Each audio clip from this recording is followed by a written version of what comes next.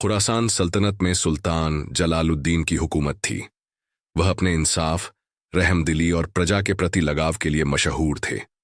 उनकी सल्तनत में हर कोई उन्हें पसंद करता था, लेकिन हाल ही में कुछ शिकायतें बढ़ने लगी थीं। कई किसानों को जमीन से बेदखल किया जा रहा था और लोग दबे स्वर में जमींदारों और अमीरों के जुल्म की बातें करने लगे थे।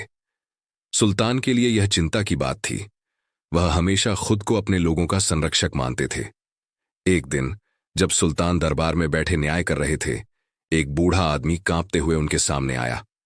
उसकी आंखों में आंसू थे, शरीर थकान और चिंता से झुका हुआ था। ऐ सुल्तान, मुझ पर रहम करो। मेरे बेटे इब्राहिम की जमीन नाजायज तरीके से छीनी जा रही है। हमने कर्ज नहीं लिया था, लेकिन जमींदार झूठा इल्जाम लगाकर हमें बेघर कर रहा है। सुल्तान ने बूढ़े को गौर से देखा। वह किसी भी आम इंसान की तरह था, लेकिन उसकी आंखों में तकलीफ और बेबसी झलक रही थी। सुल्तान के दिल में दर्द उठा। वह जानते थे कि अगर एक भी गरीब व्यक्ति न्याय से वंचित रह गया तो उनकी हुकूमत की नींव हिल जाएगी।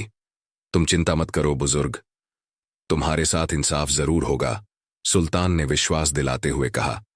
उन्होंने हुक्म दिया कि किसान इब्राहिम को दरबार में पेश किया जाए। अगले दिन इब्राहिम दरबार में हाजिर हुआ। उसकी आंखों के नीचे गहरे काले धब्बे थे। शरीर दुबला और कमजोर था, लेकिन उसके चेहरे पर ईमानदारी की चमक थी। उसने सुल्तान के सामने घुटनों के बल बैठकर कहा, ऐ मेरे सुल्तान, मेरे वालिद ने हमेशा ईमानदारी से मेहनत की, लेकिन अब हमारी सारी जमीन छीनी जा रही है। मैं दिन रात मेहनत करता हूं, लेकिन हमें न्याय नहीं मिल रहा। सुल्तान ने किसान की बातें ध्यान से सुनी। उन्होंने हुक्म दिया कि गांव के जमींदार को दरबार में बुलाया जाए। कुछ ही घंटों में एक मोटा तगड़ा आदमी, जिसकी ऐंठी हुई मूंछें और अकड़ भरी चाल थीं, दरबार में आ पहुंचा। वह अमीरों के कपड़े पहने था और उसकी आंखों में गुरूर था। हुजूर, यह किसान झूठ बोल रहा है। इसके बाप ने मुझसे कर्ज लिया था और अब उसे वापस करना होगा, जमींदार ने दृढ़ आवाज में कहा।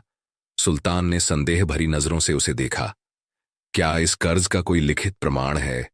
जमींदार ने एक पुराना दस्तावेज आगे बढ़ाया। सुल्तान ने उसे ध्यान से पढ़ा।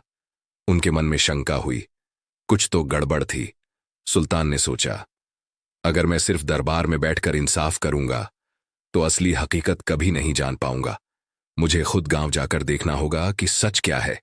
रात को सुल्तान ने अपने वजीर से कहा, मैं खुद किसान का भेष बदलकर गांव जाऊंगा और देखूंगा कि वहां हकीकत क्या है। वजीर ने चिंता से कहा, लेकिन हुजूर, यह खतरनाक हो सकता है। सुल्तान मुस्कुराए। अगर मैं अपने लोगों की तकलीफें नहीं समझ सकता तो फिर सुल्तान बनने का क्या फायदा? उन्होंने अपने राजसी वस्त्र उतारे और एक साधारण किसान का भेष धारण किया। सिर पर पुरानी पगड़ी बांधी, मैले कुचैले कपड़े पहने और हाथ में लकड़ी की छड़ी ली। अब वह किसी आम मजदूर की तरह दिख रहे थे। अगली सुबह वह अकेले ही गांव की ओर चल पड़े। रास्ते में उन्होंने सोचा, अगर हुक्मरान खुद जनता के हालात को नहीं समझेगा तो इंसाफ कैसे करेगा? गांव में पहुंचकर सुल्तान ने देखा कि गरीब लोग बेहद तकलीफ में थे। सूखी जमीनें, अधटूटे घर और बच्चों के फटे कपड़े देखकर उनका दिल भर आया। उन्होंने देखा कि गांव के अधिकतर किसान चुपचाप अपना दुख सह रहे थे, जैसे उनके पास कोई विकल्प ही नहीं था। सुल्तान ने गांव वालों से घुलना मिलना शुरू किया।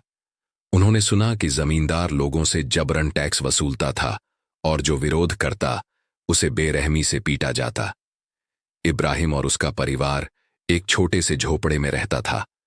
उनकी हालत देखकर सुल्तान को यकीन हो गया कि उनके साथ अन्याय हुआ है। इब्राहिम की पत्नी फातिमा ने सुल्तान को रोटी दी और कहा, हमारे पास ज्यादा कुछ नहीं है, लेकिन अल्लाह की दी हुई यह रोटी तुम्हारे साथ बांट सकते हैं। सुल्तान को गहरी प्रेरणा मिली। उन्हें समझ आ गया कि असली अमीरी धन में नहीं, बल्कि दिल की नेकी में होती है। सुल्तान जलालुद्दीन ने गांव में किसान का रूप धारण कर इब्राहिम के घर एक रात गुजारी। अगली सुबह वे गांव के अन्य किसानों से मिलने निकले। उन्होंने देखा कि हर किसी के दिल में जमींदार के खिलाफ गुस्सा था, लेकिन डर के कारण कोई खुलकर कुछ नहीं कह रहा था। कुछ बुजुर्ग किसानों ने बताया कि कई वर्षों से जमींदार अपनी ताकत और फर्जी दस्तावेजों के सहारे गरीबों की जमीन हड़प रहा था। रात को सुल्तान गांव की गलियों में घूम रहे थे।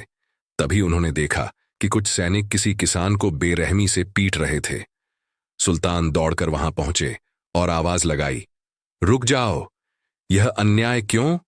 सैनिक ठिठक गए और एक ने गुस्से से कहा, जमींदार के खिलाफ बोलने की यही सजा है, हटो यहां से वरना तुम भी मारे जाओगे। सुल्तान को अब पूरा यकीन हो गया कि किसानों पर जुल्म हो रहा है।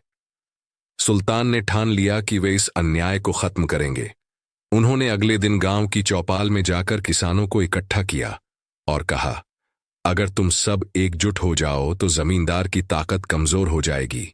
डर को छोड़ो और अपने हक के लिए खड़े हो जाओ। किसानों में हिम्मत जागी और वे सुल्तान के भेष में किसान के साथ खड़े हो गए। इसके बाद सुल्तान जमींदार की हवेली पहुंचे। वहां उन्होंने देखा कि वह अपने आदमियों के साथ जश्न मना रहा था। सुल्तान ने एक नौकर से पूछा, यह जश्न किस बात का है? नौकर ने कहा, आज फिर एक किसान की जमीन हड़पी गई है। जमींदार साहब बहुत खुश हैं। सुल्तान को गुस्सा आ गया, लेकिन वे चुपचाप वहां से लौट आए। अगली सुबह सुल्तान राजधानी लौट आए और राजसी वस्त्र धारण कर अपने दरबार में बैठे। उन्होंने तुरंत जमींदार को बुलाने का हुक्म दिया। जमींदार बेफिक्र होकर दरबार में पहुंचा और बोला, हुजूर, आप क्यों तकलीफा कर रहे हैं? मैंने सब कुछ कानून के मुताबिक किया है। सुल्तान ने कड़क आवाज में कहा, क्या तुम यह कह सकते हो कि तुमने किसानों पर कोई जुल्म नहीं किया? जमींदार घबरा गया, लेकिन खुद को संभालते हुए बोला, हुजूर, मेरे पास दस्तावेज हैं। तभी सुल्तान ने दरबार में गवाही देने के लिए उन किसानों को बुलाया जिनसे वे गांव में मिले थे। किसानों ने रो रो कर अपनी आपबीती सुनाई।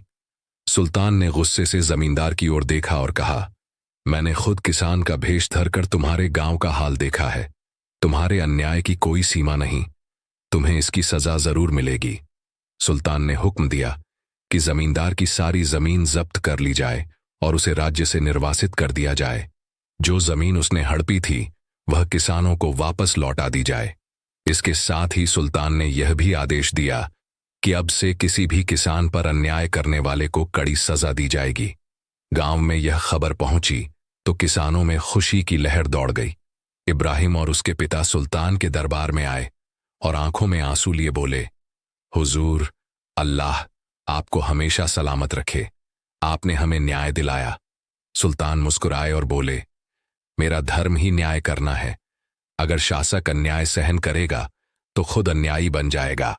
इसके बाद सुल्तान ने अपने राज्य में एक नई व्यवस्था लागू की जिसमें किसानों और गरीबों की सुरक्षा सुनिश्चित की गई।